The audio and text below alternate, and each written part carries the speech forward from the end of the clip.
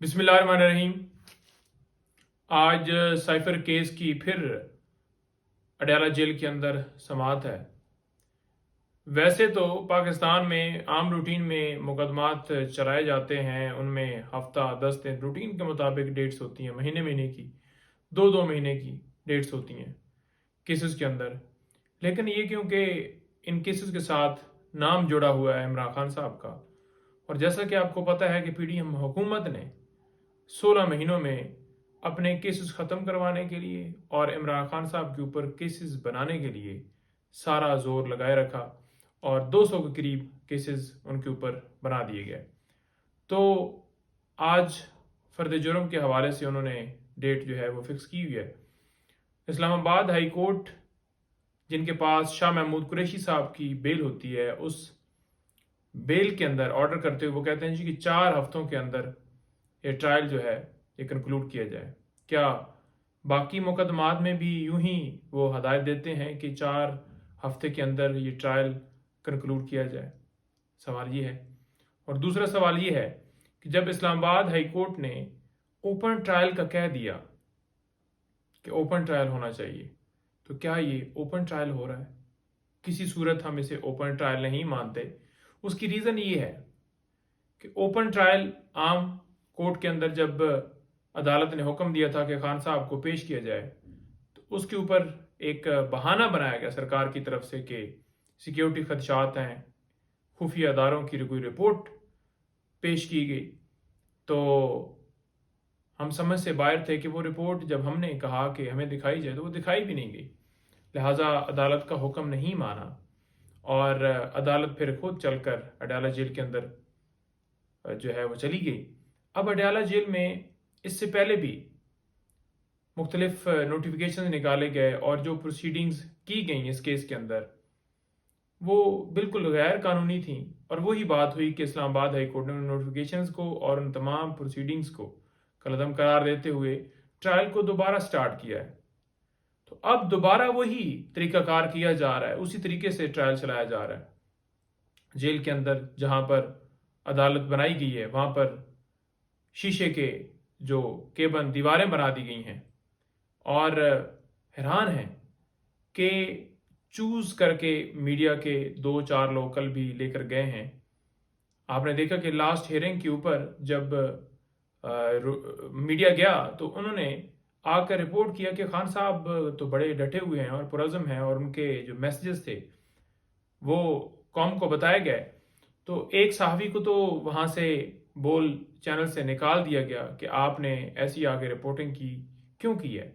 उनसे बल्कि बयान लेने की भी पूरी कोशिश की गई कि आप ये कहें कि मुझे कहा गया था और मैंने उनके कहने के ऊपर ये बयान दिया था, असल हकीकत नहीं है। तो उसने कहा जी मैं सहाफ़ती असूलों को अपनाते हुए बिल्कुल उस बात को एक्सेप्ट नहीं करूँगा और जो मुझे हकीकत लगी मैंने आकर बता दी।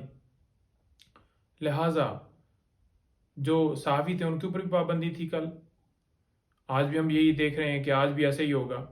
और उसी तरह वकला के ऊपर भी एक पाबंदी लगाएगी कि एक मखसूस तादाद, और फिर आम पब्लिक वो तो थी नहीं।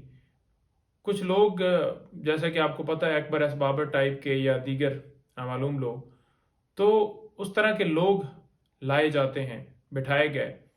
कल वो निकलते हैं तो उनसे पूछा जाता है, मीडिया वाला एक हमारा दोस्त पूछ रहा था कि आप बताएं जी कि आपका तल्लक किससे है, पीटीआई से है? कहते नहीं मेरा तल्लक तो पीटीआई से नहीं है। तो उन्होंने कहा फिर आप कैसे अंदर? उन्होंने कहा जी मैं वैसे सपोर्ट करता हूँ। भाई तल्लक नहीं है पीटीआई से तो सपोर्ट कैसे आप फिर करते हैं पीटीआई को?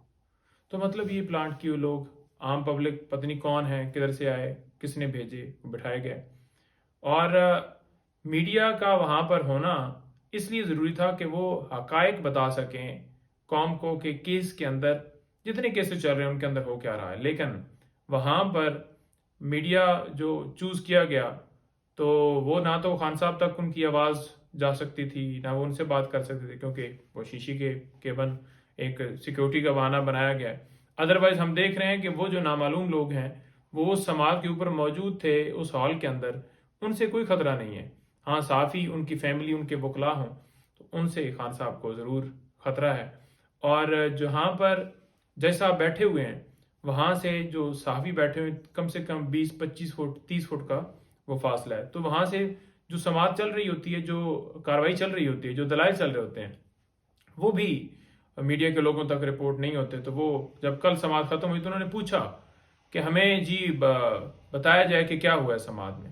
تو کیا یہ صرف لوگ ایک ڈرامہ رچایا جا رہا ہے کہ لوگوں کو اندر لے جانا ہے، جب ان تک سماعت کی آواز ہی نہیں آ رہی کہ اندر ہو کیا رہا ہے، تو پھر اس اندر بھجوانے کا کیا فائدہ؟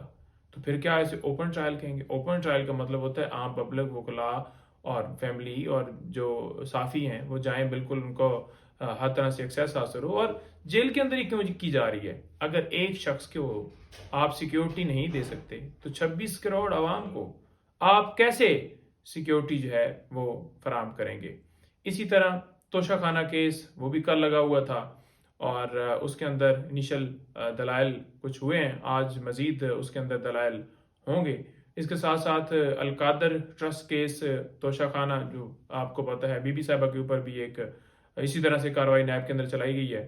تو وہ بھی آج دونوں کیسز میں بی بی صاحبہ بھی پیش ہوں گی وہاں پر. اور اس کے ساتھ ساتھ الیکشن کمیشن وہ بھی جناب اب چل کے جا رہا ہے، توہین عدالت کی کارروائی سٹارٹ ہے. الیکشن کمیشن جو ہے وہ کمیشن ہے، وہ عدالت نہیں ہے، ٹرائبیونل نہیں ہے. تو اس کے پاس توہین عدالت کا اختیار ہی نہیں ہے. پہلے تو اس کے پاس اختیار نہیں ہے، اور دوسرے نمبر پر اب وہ بھی اڈیالہ جیل کے اندر چل کے جا رہا ہے.